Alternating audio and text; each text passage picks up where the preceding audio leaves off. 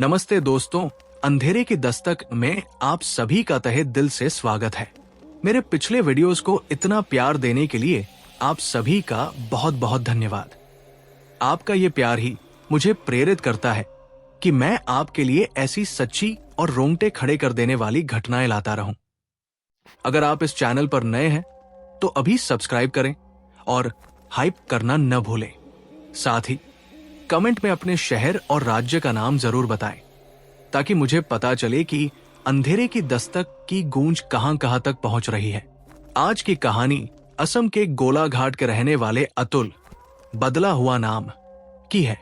ये कहानी हमें सिखाती है कि हमारी एक छोटी सी गलती या अनजान जगह पर की गई शरारत कैसे एक ऐसी मुसीबत को दावत दे सकती है जो सालों तक हमारा पीछा नहीं छोड़ती।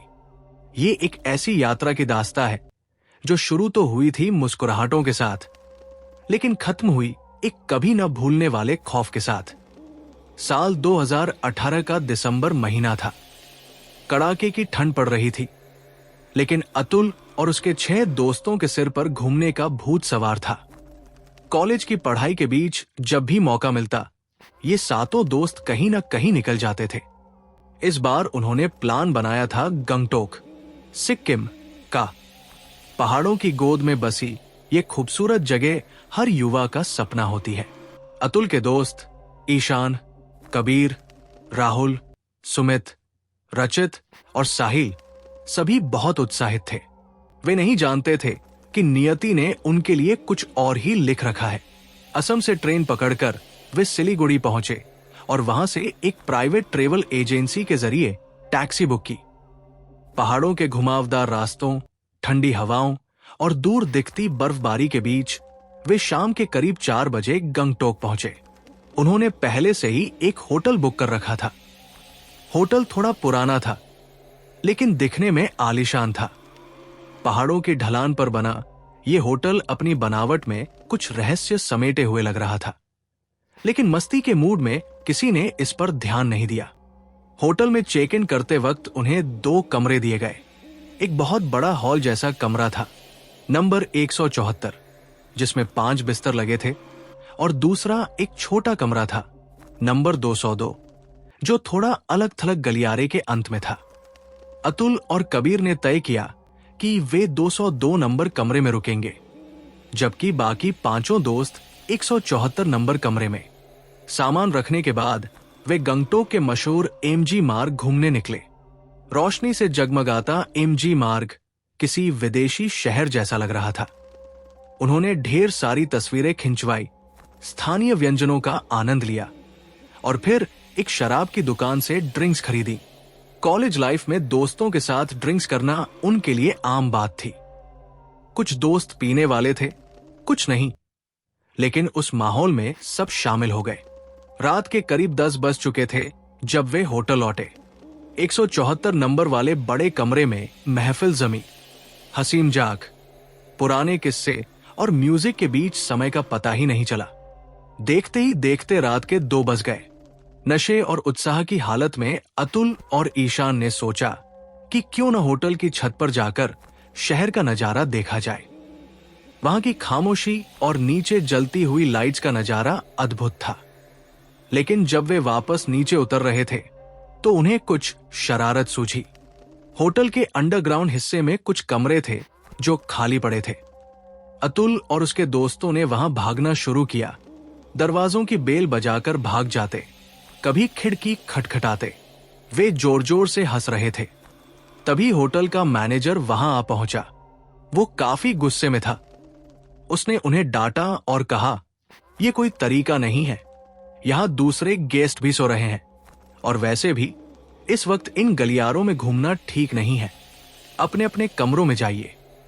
मैनेजर की आंखों में एक अजीब सा डर और गुस्सा दोनों था, जिसे लड़कों ने नजरअंदाज कर दिया और हंसते हुए अपने कमरों में चले गए। अतुल और कबीर जब अपने कमरे 202 में पहुंचे तो वहां एक अजीब सी ठंडक थी। कबीर तो बिस्तर पर गिरते ही सो गया, लेकिन अतुल को नींद आने में थोड़ा वक्त लगा। अंत में उसने कंबल ओढ़ा और सो गया। रात के करीब 4:10 बज रहे होंगे। अतुल की अचानक नींद खुली। उसे महसूस हुआ कि उसके शरीर पर बर्फ जैसी ठंड लग रही है। जब उसने हाथ बढ़ाया तो उसे एहसास हुआ कि उसके ऊपर कंबल नहीं है। उसे याद था कि वह कंबल ओढ़कर सोया था। उसे लगा शायद करवट बदलते वक्त कंबल फर्श पर गिर गया होगा। जैसे ही उसने उठकर लाइट जलाई, उसके होश उड़ गए। उसका कंबल बिस्तर के पास नहीं, बल्कि कमरे के दूसरे कोने में दरवाजे के पास पड़ा था। यह नामुमकिन था। अगर कोई इंसान सोते हुए लात भी मारे तो कंबल इतनी दूर नहीं जा सकता था। कबीर अपनी जगह शांति से सो रहा था। अतुल ने सोचा, शायद मैंने नशे में खुद ही वहां फेंक दिया होगा। उसने खुद को तसल्ली दी, कंबल उठाया और फिर से सो गया। अगली सुबह जब उसने ये बात दोस्तों को बताई तो सबने उसका मजाक उड़ाया। राहुल बोला, भाई तूने कल रात ज्यादा ही चढ़ा ली थी, तुझे खुद नहीं पता तू क्या कर रहा था। अतुल भी चुप हो गया। उसे लगा शायद दोस्त सही कह रहे हैं। अगला पूरा दिन उन्होंने साइटसीइंग में बिताया। शाम को फिर वही सिलसिला शुरू हुआ, घूमना, खाना और फिर रात की पार्टी। अतुल उस घटना को लगभग भूल चुका था, लेकिन दूसरी रात जब वो फिर से 202 नंबर कमरे में सोने गया तो उसके मन में एक अनजाना सा डर था। इस बार उसने सावधानी से कंबल को अपने चारों ओर लपेटा, लेकिन करीब 4 बजे फिर से वही हुआ। उसे कड़ाके की ठंड लगी।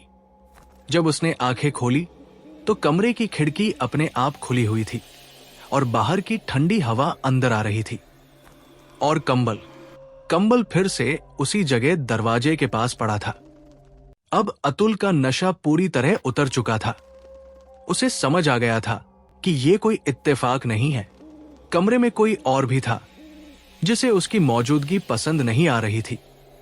वो पूरी रात जागता रहा और सुबह होते ही उसने दोस्तों से कहा कि वो अब यहां एक पल भी नहीं रुकेगा। ट्रिप खत्म हुई और वे सब वापस लौट आए। अतुल जब गोला घाट पहुंचा तो रात के करीब 4:30 बज रहे थे। बस स्टॉप से उसका घर महज 5 से 7 मिनट की पैदल दूरी पर था। रास्ता सुनसान था। अतुल ने अपने हेडफोन लगाए और चलने लगा। तभी उसे महसूस हुआ कि उसके पीछे कोई और भी चल रहा है। जैसे ही वो रुकता, आहट बंद हो जाती। जैसे ही वो चलता, कदमों की आवाज फिर शुरू हो जाती। उसने डर के मारे गाने बंद कर दिए। अब उसे साफ सुनाई दे रहा था कि कोई उसके बिल्कुल पीछे है। वो दौड़कर अपने घर के गेट तक पहुंचा। उसके घर में 2 पालतू कुत्ते थे। जैसे ही अतुल ने गेट खोला, कुत्ते उसे देखकर खुश होने के बजाय उसके पीछे वाली खाली जगह को देखकर पागलों की तरह भौंकने लगे। उनकी आंखों में गुस्सा और खौफ साफ दिख रहा था। अतुल ने पीछे मुड़कर देखा, वहां कोई नहीं था। घर पहुंचने के बाद अतुल अपने कमरे में सोने चला गया। उसका छोटा कुत्ता उसके साथ बिस्तर पर ही सोता था। सुबह के करीब 5:30 बज रहे थे। जैसे ही अतुल की आंख लगी, उसे महसूस हुआ कि उसका शरीर पत्थर का हो गया है। वो चाहकर भी अपनी उंगली तक नहीं हिला पा रहा था। इसे विज्ञान की भाषा में स्लिप पैरालिसिस कहते हैं, लेकिन अतुल को कुछ और ही महसूस हो रहा था। उसे लगा कि एक ठंडी, अदृश्य शक्ति उसके बिस्तर पर चढ़ रही है।